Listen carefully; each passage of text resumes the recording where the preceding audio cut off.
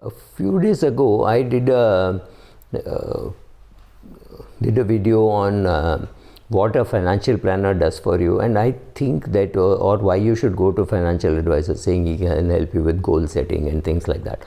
That was a micro view. So here let me give you a macro view. A financial advisor is supposed to sit with you, talk to you about your finances and help you manage your finances, manage your risk, and make sure that you achieve your goals.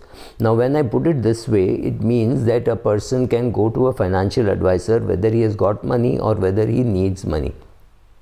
Now typically whenever we talk of financial advisor, we assume that you have money and you want to invest, but need not be true. It could also be possible that you don't have any money and you borrowed and you need to come out of that crisis. That is also wealth management, in the sense that if that is not done, you can never create wealth.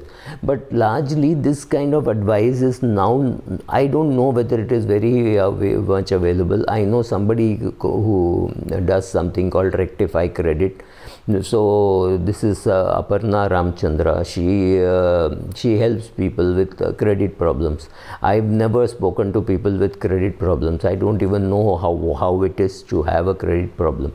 So largely we talk about a taxation advisor or a financial advisor or a planner or an RIA or an MFD, largely from the wealth deploying thing. So we talk generally about goal setting and tax planning and estate planning, making a will and asset allocation, right? Things like that, which are more from the I have money, I must grow and I must conserve and grow it, rather than I have no money, I have borrowed, how to get out. That is equally important, because if you don't complete that process, let's say you're 22 years of age or 27 years of age, you have a lot of debt, you had some coronavirus problem in the house because of which all the expenses were put on your credit card, you have all that to pay, there is nobody to whom you can turn. So people find themselves in such situation. That time also they could go to a financial advisor, and a financial advisor should be able to help you, saying, okay, consolidate debt, pay this debt first, pay this debt next, total up like this, right? So that kind of a thing, he should be able to help you.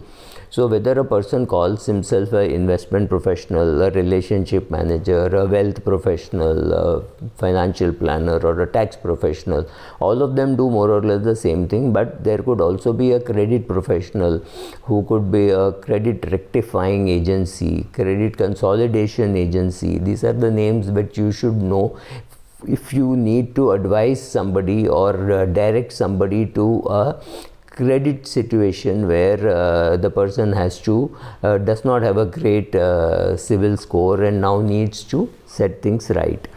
So that also is what is financial advice, but that is not very popularly well known.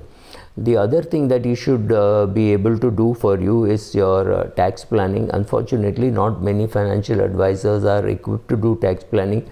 In such a case, if the person does not know tax planning, he should tell you or she should tell you that they don't understand tax planning, and they should go with you to a chartered accountant who is a tax practitioner and ask him about tax laws, in the sense that set on, set off, how the income of a minor is clubbed into you, all those sections of the Income Tax Act which impact you as an investor. So not very many financial advisors are equipped to do this. So apart from managing your investments, the tax implication or the tax planning management, Pattu and I did an article saying why you should be putting money in debt funds and not in bank deposits, and Pattu was good enough to create a calculator.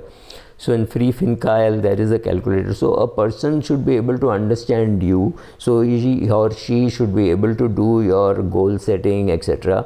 He should be or she should be interested and understand the markets, how the markets work, how conservative you are, whether you can put 75% in equity or whether you should have 75% in debt, whatever, how to accumulate the income rather than converting current income to capital gain and paying lesser tax is a very sensible technique, but not all financial advisors will be able to do that. Then making your will, which is your estate planning, is something which is very important, because nobody else pushes you to make a will.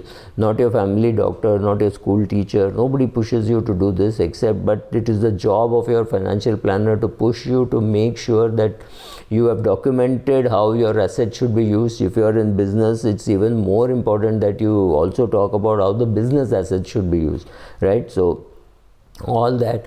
Then taking care of your insurance requirement, which could be car insurance, health insurance, travel insurance, all those things, taking care of that, and planning your long-term care, wherever you are going to live, who is going to look after you during your old age, whether you need to make a living will. In India, it does not seem to be valid to make a living will, but if it works, it works. So make it and keep it ready. Maybe 5 years later it will work, maybe 10 years later it will work, and maybe you will die after 20 years.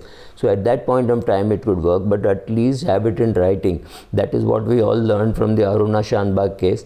If you don't know what is the Aruna Shanbag case, please go and Google about it. I have myself written about it, right? Then finding out how you want to break it up between your children, how do you want to leave it, how much do you want to leave it for charity. All those things will have to come in before you make your will.